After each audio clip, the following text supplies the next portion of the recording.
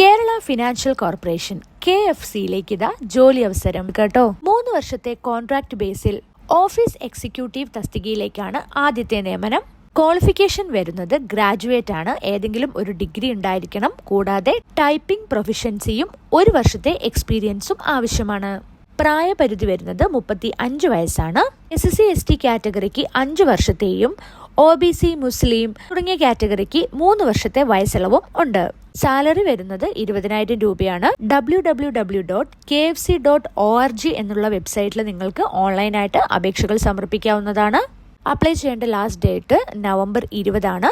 2025 November 20 വൈകുന്നേരം 5 മണി വരെയാണ്.